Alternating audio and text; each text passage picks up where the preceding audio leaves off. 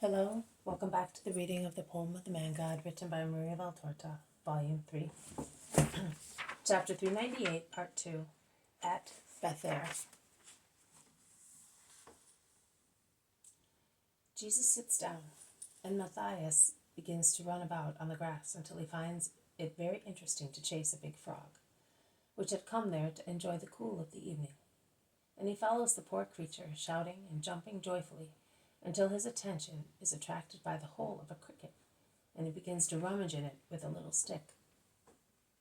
"Joanna, I'm here to listen to you. Are you not going to speak?" asks Jesus after a moment's silence, and he stops watching the boy to look at the disciple who is standing before him, serious and silent. "Yes, Master, but it is very difficult, and I think it will be painful to hear." "Speak," with simplicity and confidence. Joanna kneels on the grass, half sitting on her heels, below Jesus, who is sat higher up on the seat, in an austere, rigid attitude, as a man. He is more distant than if he were separated quite away by several obstacles, but as God and a friend. He is close because of the kindness of his glance and his smile. And Joanna looks at him in the mild twilight of a May evening.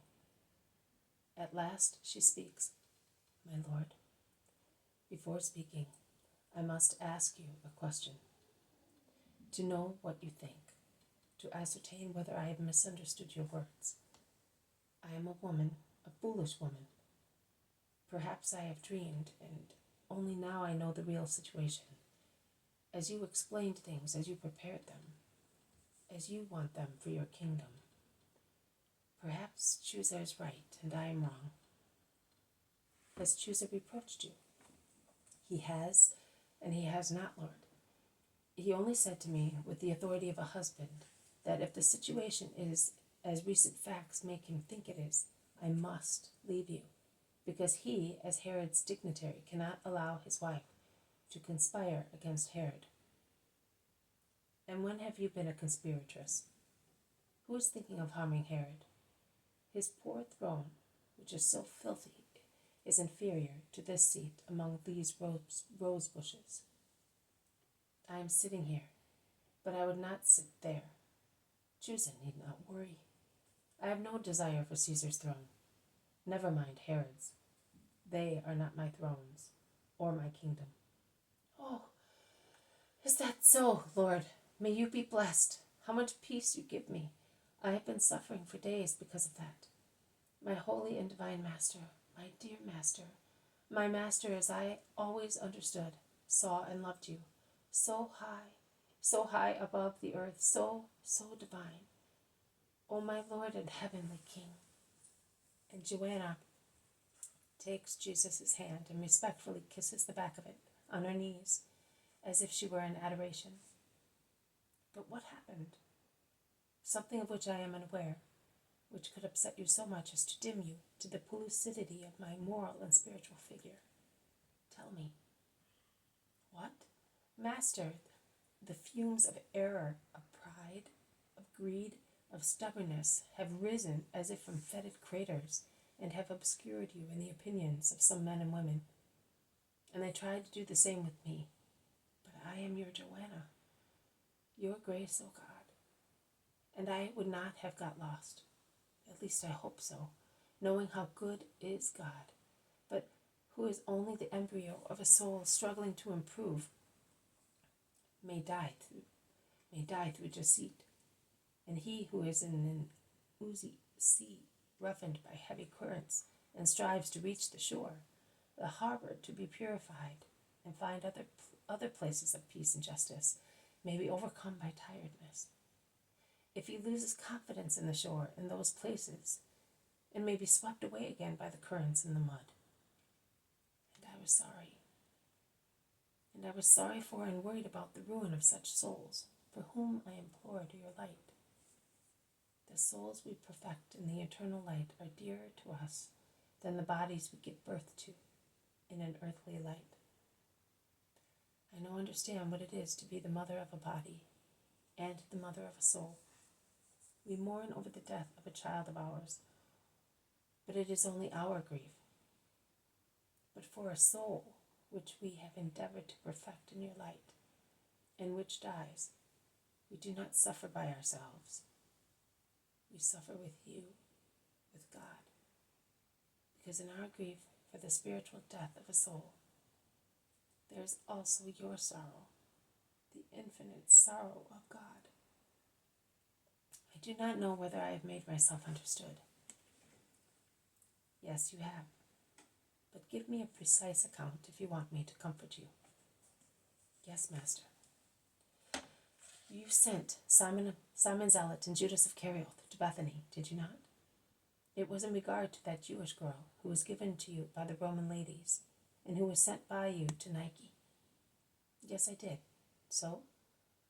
And she wanted to say her goodbye to her good mistresses, and Simon and Judas took her to the Antonia. Did you know? I did. Well, Master, I am afraid I must grieve you, Master. You are really only a spiritual king? You are not aiming at earthly kingdoms? Of course not, Joanna. How could you still doubt that? Master, only to have once again the joy of seeing you as a divine being, nothing but a divine being, and just because you are such, I must give deep sorrow to you. Master, the man from Kerioth does not understand you. Neither does he understand those who respect you as a wise man, a great philosopher, as virtue on the earth, and admire you and promise to protect you as such. It is strange that heathen ladies should understand what one of your apostles does not understand, after being such a long time with you. His human nature, his human love blind him. You excuse him, but he is injuring you, Master. While Simon was speaking to Plautina, Lydia, and Valeria, Judas spoke to Claudia on your behalf as your ambassador. He wanted to wring from her promises for the restoration of the kingdom of Israel. Claudia asked him many questions, and he told her a good lot. He certainly thinks that he is on the threshold of his silly dream, when a dream becomes reality. Master, Claudia was irritated. She is a daughter of Rome. The empire is in her blood. Is it possible that a daughter of the Claudi family would plot against Rome? She was so shocked that she began to doubt about you and the holiness of your doctrine. She still cannot conceive or understand the holiness of your origin, but she eventually will, because she is full of goodwill. She will understand when she is reassured about you.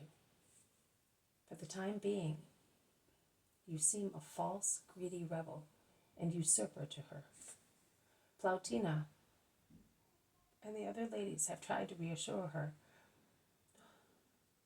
but she wants an immediate reply from you. Tell her not to fear. I am the King of Kings.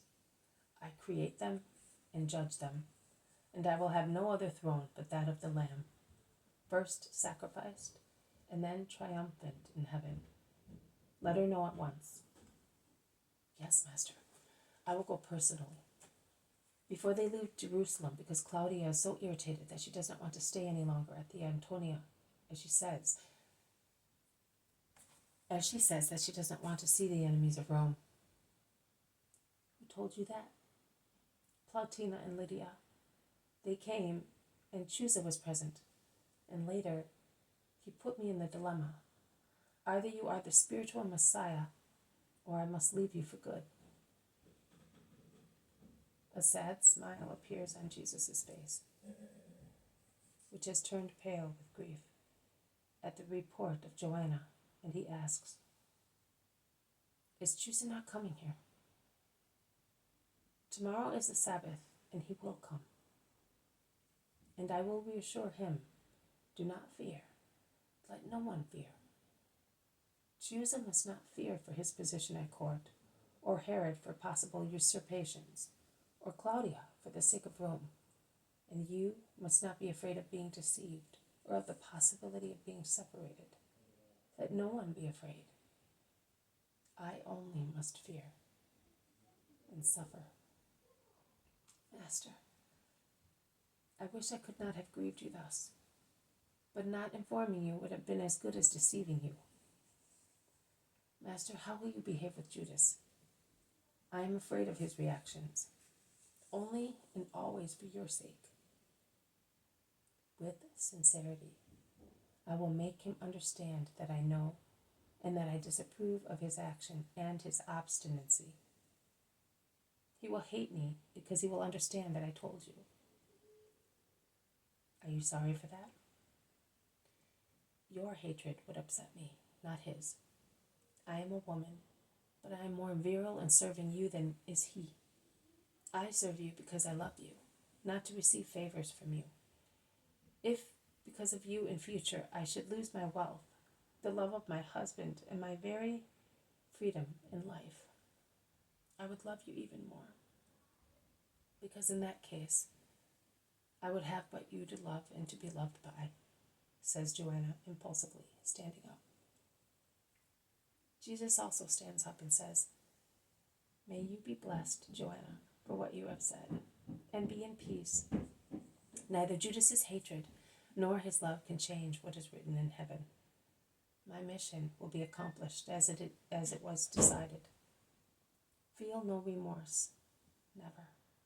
Be as tranquil as little Matthias, who after working to make a house, a nicer one, according to him, for his cricket, has fallen asleep with his forehead on petals of roses, and is smiling, thinking that it is on roses, because life is beautiful when one is innocent. I also smile, even if my human life has no flowers, but only withered petals that have fallen. But in heaven, I shall have all the roses of those who have been saved. Come, night is falling. We shall soon not be able to see the path. Joanna is about to take the boy in her arms. Leave him. I will take him. Look how he smiles. He is certainly dreaming of heaven, of his mother, of you. I also, in my grief of every hour, dream of heaven, of my mother, and of good women disciples. And they slowly set out towards the house. This has been a reading from the poem of the Man God, written by Maria Valtorta, Volume 3. Chapter 398, Part 2, at Bether. Thank you for listening. I will see you tomorrow. May God bless you, and may peace be with you.